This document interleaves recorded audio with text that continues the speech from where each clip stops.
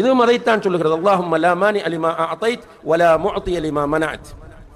யா அல்லாஹ், நீ தருவதை தடுக்க யாரால முடியாது, நீ தடுத்ததை தருவதற்கும் யாரால முடியாது. இது நம்ப வேண்டும் சகோதரர்களே. இது ஈமான்.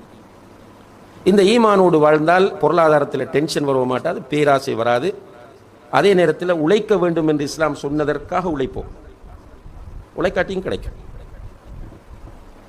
உழைக்காட்டியும் அல்லாஹ் நாடினா கிடைக்கும்.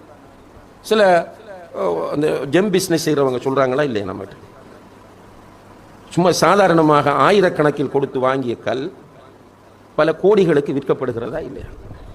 அது அல்லாஹ் அவருக்கு எழுதிய ரிஸ்க். அந்த ஜெம்மிலே ஆசைப்பட்டு பல கோடிகளை கொண்டு போய் போட்டு வெறுங்கையோடு வந்தவர்களும் இருக்கிறார்கள். ஆயிரங்களை போட்டு பல கோடிகளை பெற்றவர்களும் இருக்கிறார்கள். அதே டைமில் கோடிகளை போட்டு ஜீரோவாக திரும்பி வந்தவர்களும் இருக்கிறார்கள். இது அல்லாஹ்வுடைய சுன்னத். எனவே டென்ஷனாக தேவையில்லை, உழைக்க வேண்டும். ஜும்மா தொழுகை முடிந்தால் உன்னுடைய பொருளாதாரத்தை தேடி நீ பறந்து செல். இந்த கட்டளைக்காக தேடி போக வேண்டும்.